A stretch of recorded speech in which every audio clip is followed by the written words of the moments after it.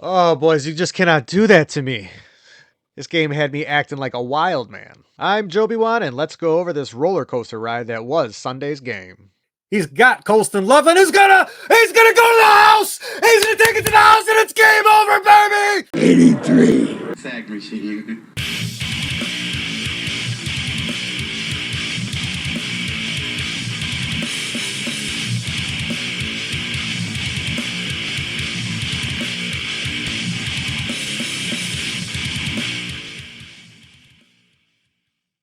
First things first, as it was literally the first thing that happened in the game, let's go over these special teams woes. I have been complaining all season about the kick coverage that special teams coach Richard Hightower has been putting on the field thus far this year. Opponents constantly have field position at the 35-yard line or better, while the Bears struggle to get to the 30 on their own returns. Of course, the Bengals would be spotted 7 points by returning the opening kick, and even though the Bears would respond with 7 of their own, the ensuing kickoff would also be responsible for the Bengals being allowed to score 3 more points as they were able to return the ball to the 45. To add to the special teams woes, the Bears managed to touch the onside kick before it went 10 yards, causing Cincinnati to be able to recover, and allow Joe Flacco to perform some late game heroics. And I joked earlier in the season that the Bears may find themselves in a kicking conundrum, but Cairo Santos has not looked very solid since returning from injury, and Jake Moody is still on the practice squad, so the Bears may have a decision to make going forward here. Offensively, when the plays didn't break down and the offense was on time,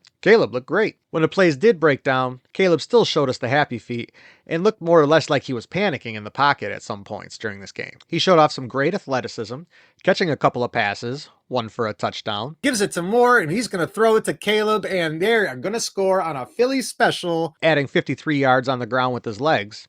And when it all came to it, delivered the massive strike that ended the game to Colston Loveland, sealing the deal on the road for our boys. The real star of the show was Kyle Monungai, getting the start in relief of an injured DeAndre Swift, who took this week off. Monungai carried the ball 26 times for 176 yards and averaged 6.8 yards per carry. He didn't find his way into the end zone this weekend, but instead Britton Brown, who saw his first NFL regular season action of his career, got 5 carries of his own for 37 yards and did manage to find the end zone. After coming down with a nice catch for a first down, Cole Kmet took a shot which would knock him out of the game with a concussion.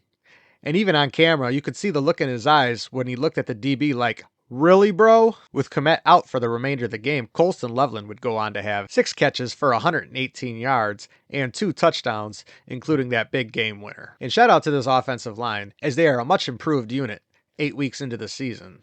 Defensively, the run defense was solid, holding Cincinnati to 15 carries for 46 yards, and one of those was for 21 yards. The pass defense, however, a whole nother story, with Jamar Chase and T. Higgins combining for 13 catches, 232 yards, and 2 touchdowns, of course both scored by Higgins. And of course Old Man Flacco, and I say old man facetiously because he's still younger than I am, managed to toss a total of 470 passing yards against this Bears defense. Now, I don't want to roast these DBs too much, as we do know that the Bears secondary is still banged up, and I can't imagine trying to cover 2 of the best receivers in the game, step for step, for 60 minutes. New Bear CJ Gardner-Johnson, who just joined the team last week, made his presence felt with 5 tackles and a sack. Sack looked more like a little piggyback ride, but it was a sack nonetheless. The takeaway machine started rolling again, as Austin Booker had a sack fumble recovered by Gervon Dexter, Tremaine Edmonds with another interception, continuing his stellar performance so far this season, and Nashawn Wright came away with another interception as well. Even with the takeaways and the couple of sacks that the Bears did manage to come away with, the pass rush was still inefficient at best, and is not helped by the fact that Daya Odebingo, I always have trouble with that name, is now down for the year with a torn Achilles. However, the Bears did move quickly with the fast approaching trade deadline in swapping late round picks in order to pick up Joe Tryon-Shoyinka from the Cleveland Browns. Here's hoping this former first round pick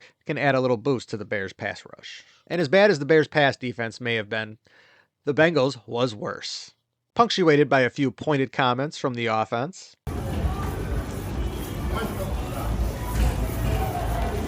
We just got to play complementary football. Like, we put the ball in the end zone and go up a point at the end, finish the fucking game. And the majority of the defense refusing to speak after Sunday's game. At the halfway point through the season, I figured I'd go ahead and give Ben Johnson, the first-time head coach, a grade so far. And it's hard to give him anything other than an A-. I'm not going to go ahead and give him an A+ right out of the gate, because then I'm giving him nowhere to improve. But this team clearly believes in his philosophies and is playing extremely hard for him, win, lose, or God forbid, draw. And even though it might not be linear, there is definitely clear improvement in this team, shown in the fact that they have won several games this year that they definitely would have lost over the last decade or so. That statement is highlighted by the fact that the Bears have never won a game in which they gave up 40 or more points. This Sunday was the first time in history that they were able to perform such a feat. Well, other than the heart attack that the Bears almost induced on Sunday, that was a highly entertaining game to watch, and I will be back here live streaming yet again when the Bears return home to host the New York Giants. I certainly hope that you will join me, and also don't forget to catch my Power Rankings video later this week. Once again, I am Joby Wan.